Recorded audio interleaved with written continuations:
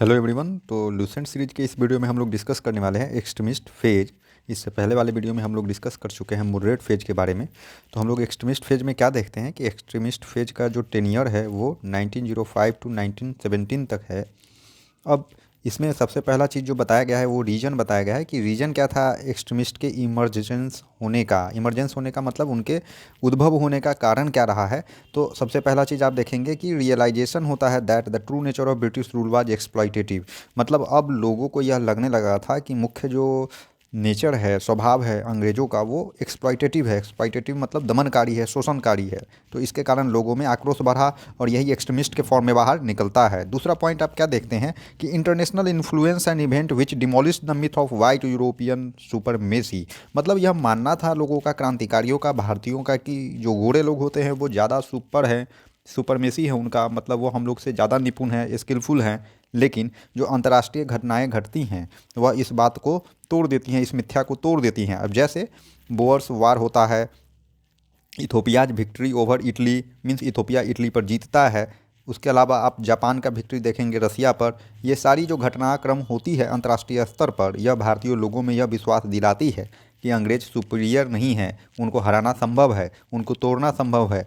तो इस कारण भी एक्सट्रीमिस्ट का उदय होता है। तीसरा कारण आप क्या देखेंगे, dissatisfaction with the achievements of moderates. जो मॉडरेट्स का जो काम करने का तरीका था, जैसे पिटीशन के जरिए कॉन्स्टिट्यूशनल चेंज लाना है और विद्रोह नहीं करना है, विरोध नहीं करना है, एग्रेसिव नहीं होना है। तो जब एक्सट्रीमिस्ट लोग जो थे, इस विचारधारा के लोग थे, इन लोगों ने कुछ दिन उनके पॉलिसीज़ को देखा, ऑब्जर्व किया और उनको लगा कि इससे कोई बेहतर रिजल्ट नहीं आ रहा है।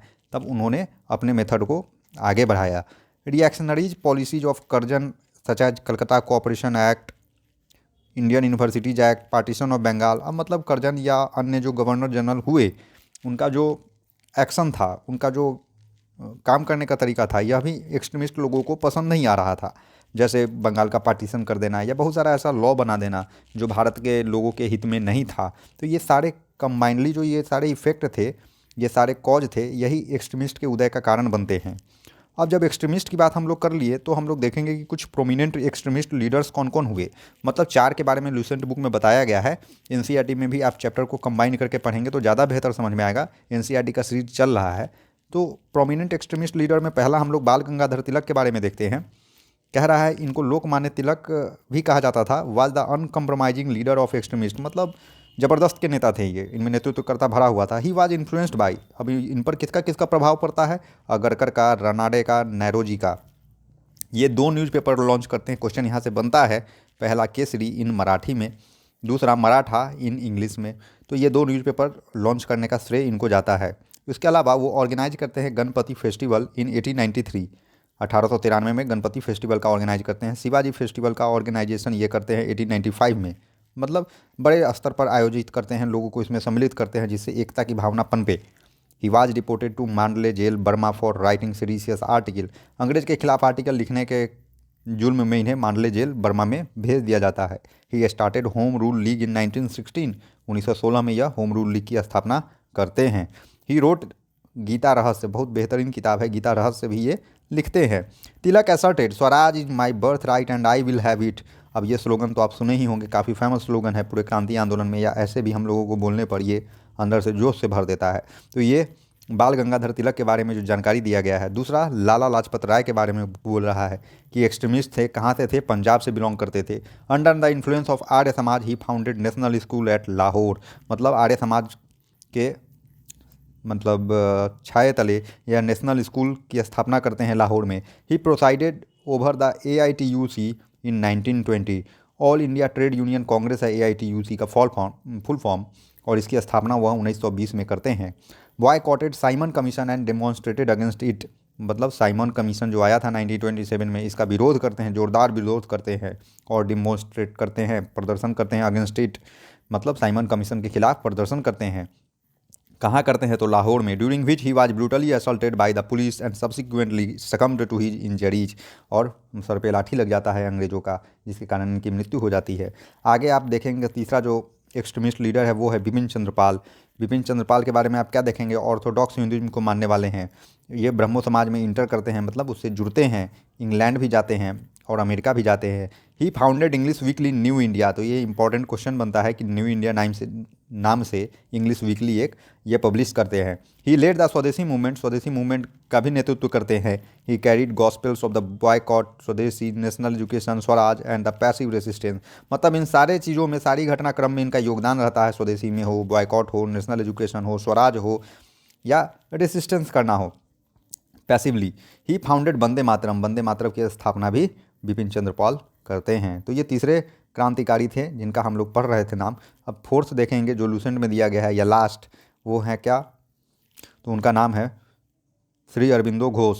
श्री अरबिंदो घोष के बारे में कहता है कि वो पास करते हैं ICS examination, Indian civil service examination pass करते हैं with record marks, top one of the topper student रहते हैं इसमें। अब किस भाषा में करते हैं, तो ग्रीक और लैटिन में करते हैं, ये इंपॉर्टेंट है, पूछ सकता है। ग्रीक और लैटिन में करते हैं श्री अरबिंदो घोष।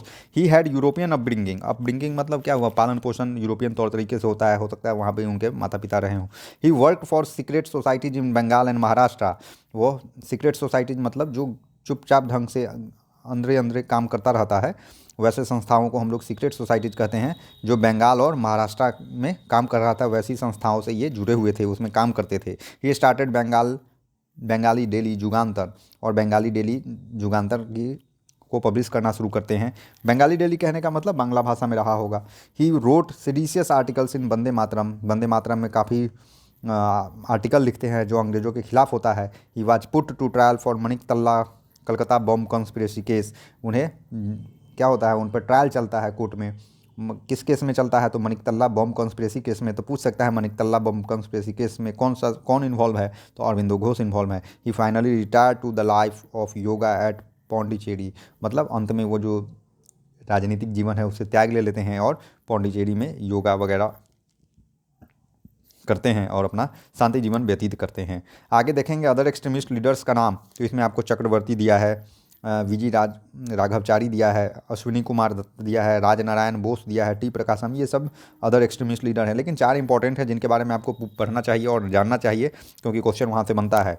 अब कह रहा है हम लोग मॉडरेट्स के तो वर्किंग कल्चर को देखे थे कि किस प्रकार से वो कम करते थे, तो पिटीशन के जरिए करते थे, कॉन्स्टिट्यूशनल चेंजेज लाने का प्रयास करते थे, शांतिपूर्वक करते थे। लेकिन जब मेथड ऑफ एक्सट्रीमिस्ट देखिएगा तो इनका तरीका कुछ अलग है। ये passive resistance that is non cooperating with the British government by boycotting government services, courts, schools and colleges.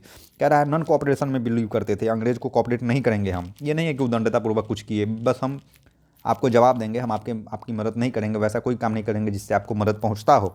साथ ही साथ बॉयकॉट करते थे गवर्नमेंट सर्विसेज का, जो भी गवर्नमेंट सरकारी नौकरियां वगैरह है उसका वो बहिष्कार करते थे, कोर्ट, स्कूल, कॉलेज, ये सब का। प्रमोशन ऑफ स्वदेशी, स्वदेशी का प्रमोशन करते थे, तो इसमें कुछ बुरा नहीं है। स्वदेशी का प्रमोशन मतलब कि जो स्वदेशी उत्पाद है उसका बढ़ावा देना। बॉयकॉट ऑफ फॉरेन गुड्स, जो विदेशी वस्तुएँ हैं, सेवाएं हैं, उनका बहिष्कार करना। आगे हम लोग क्या देखते हैं, 1905 में देखते हैं बंगाल का पार्टीशन। इसमें क्या होता है, बॉयकॉट एंड स्वदेशी मूवमेंट, है ना।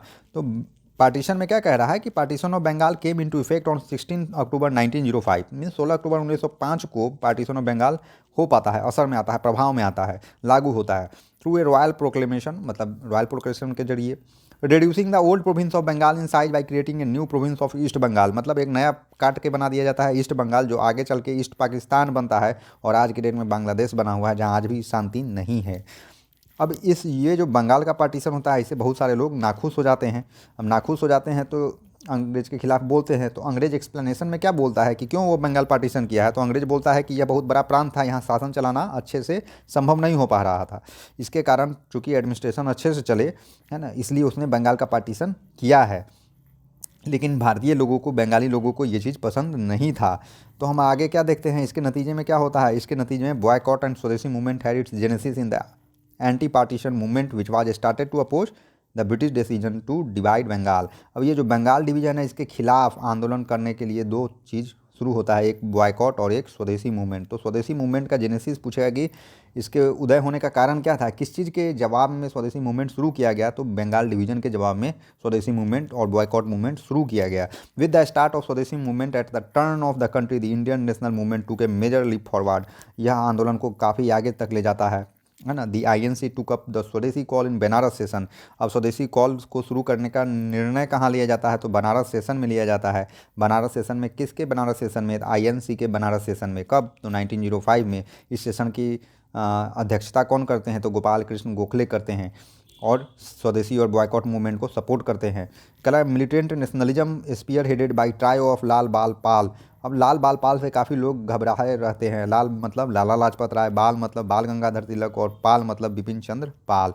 And Aurobindo Ghosh was however in favour of extending the movement to the rest of India. अब इन लोगों का, लाल बाल पाल और अरबिंदो घोष का मानना था, इनका मत था कि इस आंदोलन को पूरे देश में फैलाया जाए, देशव्यापी बनाया जाए और लंबा खींचा जाए, ताकि अंग्रेजों पर दबाव बनाया जा सके। लेकिन बहुत सारे जो धारा थी कांग्रेस की, वह इसके खिलाफ थी। आगे आप क्या देखते हैं कि 7 August 1905 a resolution to boycott British goods were adopted at a meeting of INC held in Calcutta. मतलब 7 अगस्त 1905 को एक रिजोल्यूशन पास होता है सर्वसम्मति से। क्या कहा जाता है कि ब्रिटिश गुड्स को आप बॉयकॉट करेंगे, और यह कहाँ पर निर्णय लिया जाता है, आईएनसी के सेशन में, इंडियन नेशनल कांग्रेस के मीटिंग में। कहाँ पे, कलकत्ता में। It was started as a purely economic measure for the development of Indian industry. मतलब यह विरोध के लिए नहीं किया जाता है। यह किस लिए किया जाता है, यह इसलिए किया जाता है कि, तो ये जो आंदोलन होता है ये इसलिए नहीं किया जाता है कि अंग्रेज़ों का विरोध करना है, बल्कि इंडियन इंडस्ट्री को बूस्ट करना है। क्योंकि स्वदेशी से क्या होगा, भारतीय जो उद्योग हैं, भारतीय जो हैंडीक्राफ्ट इंडस्ट्री है, इन सब का ग्रोथ होगा। आगे हम लोग क्या देखते हैं, bonfire of foreign goods was launched on a large scale in all the major cities. मतलब आज्ञानी कर दिया जाता है, जो विदेशी वस्तुएं हैं उनको जलाया जाता है बड़े स्तर पर, खासकर बड़े शहरों में। तो Tilak took the movement to the, अब यहाँ पर स्पेशली आपको कुछ लीडर मिलेंगे और वो किस जगह इस आंदोलन का नेतृत्व करते हैं, ये जानना है। तो तिलक के बारे में कह रहा है, तिलक कहाँ नेतृत्व कर रहे थे, तो पुणे और मुंबई में। अजीत सिंह और लाला लाजपत राय के बारे में बोल रहा है, वह स्वदेशी मैसेज कहाँ पर फैला रहे थे, स्वदेशी आंदोलन कहाँ पर लीड कर रहे थे, तो पंजाब में और पार्ट्स ऑफ नॉर्दर्न इंडिया में कर रहे थे। सैयद हैदर के बारे में कह रहा है कि सैयद हैदर रजा कहाँ पे कर रहे थे इस आंदोलन का नेतृत्व, तो दिल्ली में कर रहे थे। Rawalpindi, Kangra, Jammu, Multan, Haridwar witnessed active public participation, है ना, लोगों का एक्टिव पार्टिसिपेशन देखने को मिला इन सब जगहों पर। यहाँ पर चिदम्बरम पिल्लई के बारे में कह रहा है कि चिदम्बरम पिल्लई कहाँ पे नेतृत्व कर रहे थे, तो मद्रास प्रेसिडेंसी में कर रहे थे। Which was also galvanise by Bipin Chandrapal से extensive lecture tour. Bipin Chandrapal भी एक्सटेंसिव मतलब बृहद स्तर पर लेक्चर टूर कर रहे थे, लोगों को जागरूक कर रहे थे, यह मैसेज संवाद फैला रहे थे।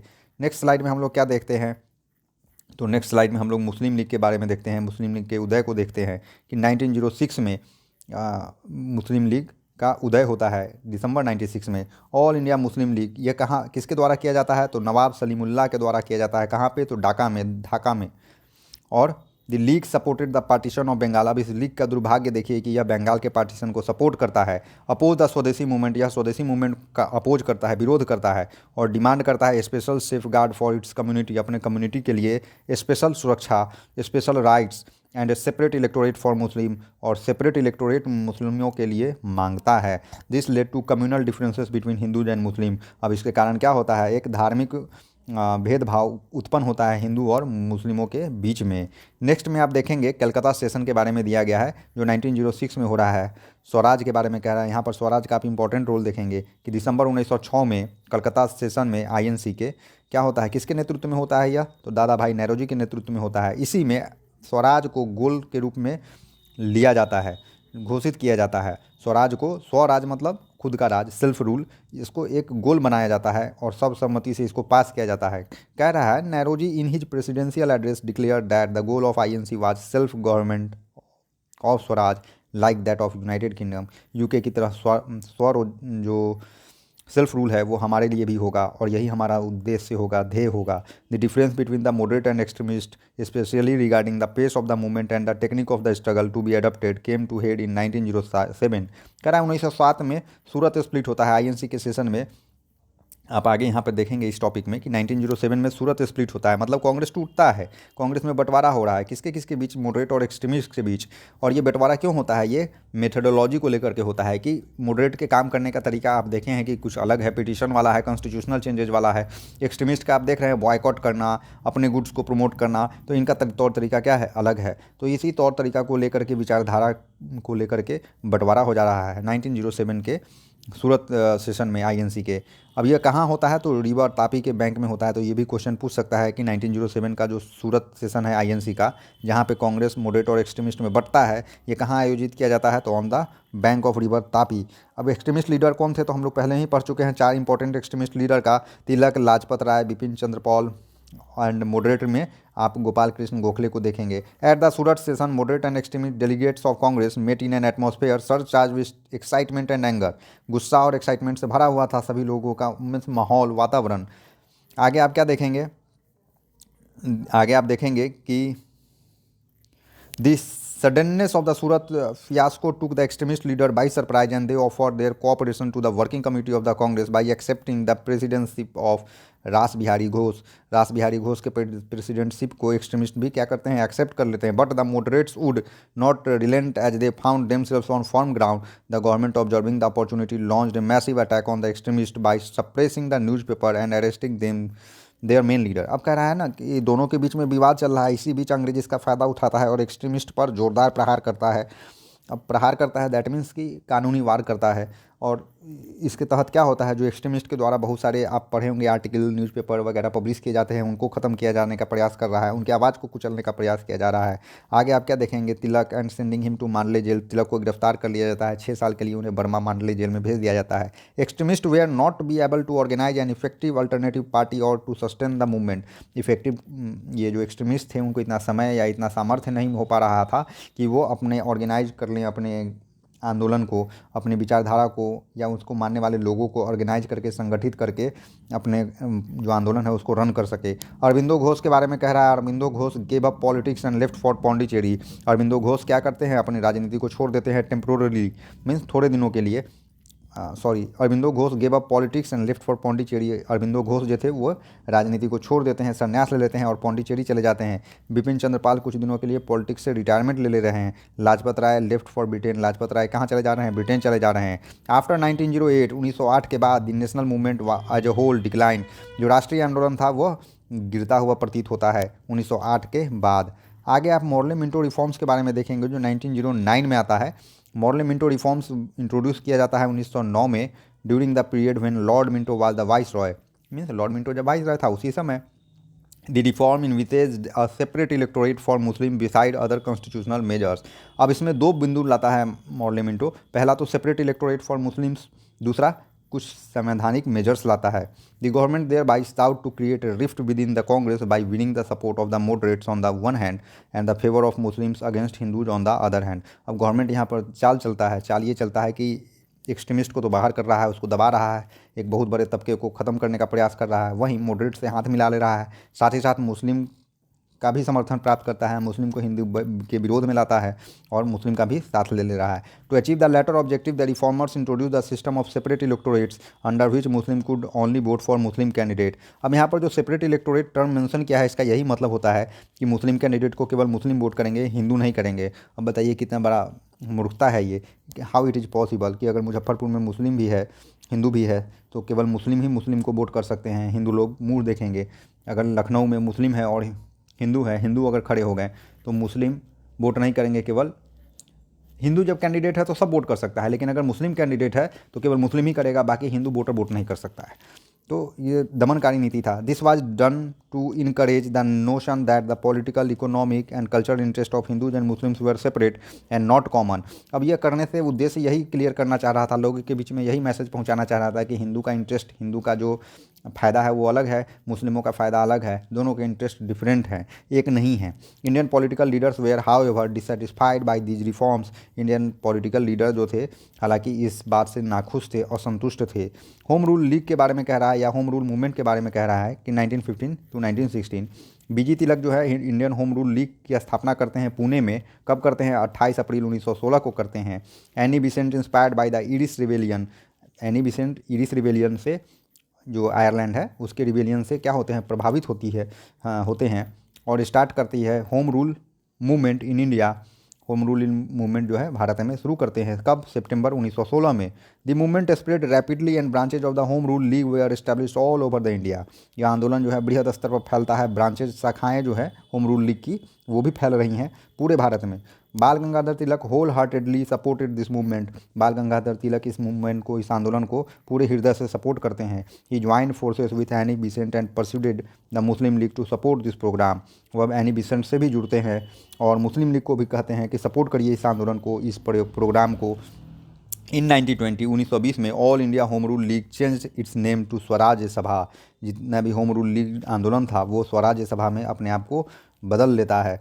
मतलब होम रूल लीग को अब स्वराज सभा के नाम से जाना जाता है। तो क्वेश्चन यहाँ बन सकता है कि होम रूल लीग 1920 में किस नाम से जाना जाने लगा? तो स्वराज सभा के नाम से जाना जाने लगा। तो यहीं तक हम लोग देखेंगे। नेक्स्ट टॉपिक को हम लोग नेक्स्ट वीडियो में देखेंगे। Thank you.